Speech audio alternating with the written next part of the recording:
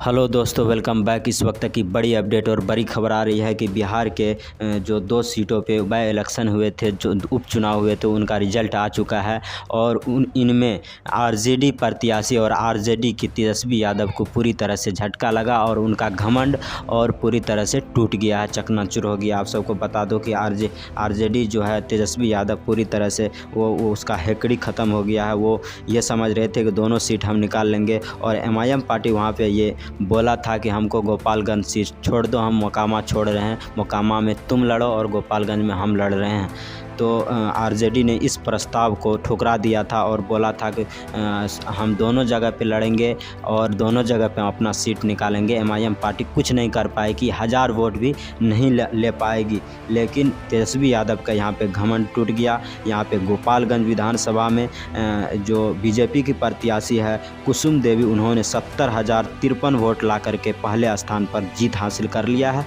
और दूसरे स्थान पर रहे आरजेडी प्रत्याशी मोहन गुप्ता को 68,259 वोट लाए हैं और हार का सामना करना पड़ा, क्योंकि ये तेजस्वी यादव और आरजेडी का घमंड था जो कि उनको हरा दिया। क्योंकि एमआईएम पार्टी को हल्के में ले रहे थे और उनको कन्वेंस नहीं कर पाए, उनसे दुश्मनी किया एक तरह से। अगर चाहते तो उनको मना लेते, लेकिन वो पूरी तरह से हेकड़ी में था, घमंड था कि एमआईएम पार्टी हमारा कुछ नहीं उखाड़ पाएगा।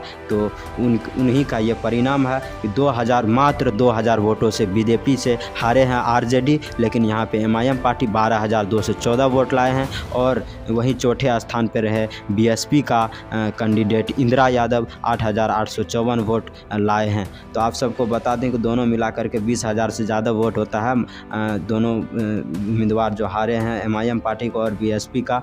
तो अगर दोनों को कन्विंस कर पाते तो ये आज नतीजा नहीं होता, क्योंकि तेजस्वी यादव पूरे घमंड में थे। वो सिर्फ 2000 वोटों से हारे, लेकिन एमआईएम प्रत्याशी 12,214 वोट लाए थे।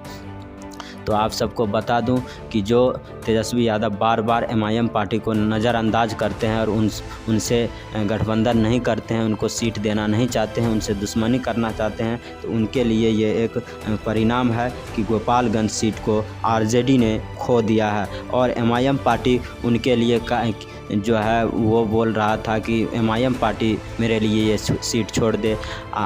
आरजेडी का जो तेजस्वी यादव है वो एमआईएम पार्टी के जो 5 एमएलए थे उनमें से 4 को ख़रीद लिया। क्या उनमें एमआईएम पार्टी से पूछा था कि हम तुम्हारे एमएलए को ख़रीद रहे हैं? तो ये एमआईएम पार्टी का कहना है कि जो हमारे साथ वो धोखा किया, इसलिए हम जो हमारा यहाँ पे मजबूत भी था इकाई, इसलिए हम यहाँ पे चुनाव लड़े। कौन हारता है कौन जीतता है उससे हमको मतलब नहीं है, हमको भी चुनाव लड़ना है। आरजेडी का ये कहना है कि यहाँ पे एमआईएम की वजह से हम हारे हैं। तो आरजेडी क्या साबित करना चाहता है? क्या आरजेडी के वजह से दूसरे पार्टी चुनाव ही ना लड़े? क्या उन्हीं के लिए सीट छोड़ दे? अगर तुमको दम है तो अपने दम पे चुनाव जीत के दिखाओ। आप दूसरे पे ठिकरा फोड़ना ये तो गलत बात है। और एमआईएम को हल्के में लिया, उनके एमएलए 4 एमएलए को ख़रीद लिया। एमआईएम पार्टी को पूरी तरह से बिहार से समाप्त करना चाहती है, पूरी अस्तित्व को मिटाना चाहती है। ये क्या ठीक किया आरजेडी? तो यही कहना है एमआईएम पार्टी का कि हम हर जगह चुनाव लड़ेंगे, चाहे बीजेपी हारे चाहे बीजेपी जीते, हमको मतलब नहीं है, हम चुनाव लड़ेंगे। किसी के कहने पर हम चुनाव ही लड़ना छोड़ दे क्या? ये भी तो उनका कहना सही है। सब पार्टी को हक है चुनाव लड़ने का, कोई किसी के वजह से छोड़ नहीं देगा अब चुनाव लड़ना। सबका हक है, सब चुनाव लड़ सकता है। और हारने का ठिकरा दूसरे पार्टी पर फोड़ने का ये भी हक किसी का नहीं है, क्योंकि सब चुनाव लड़ सकता है, सबका बराबर हक है।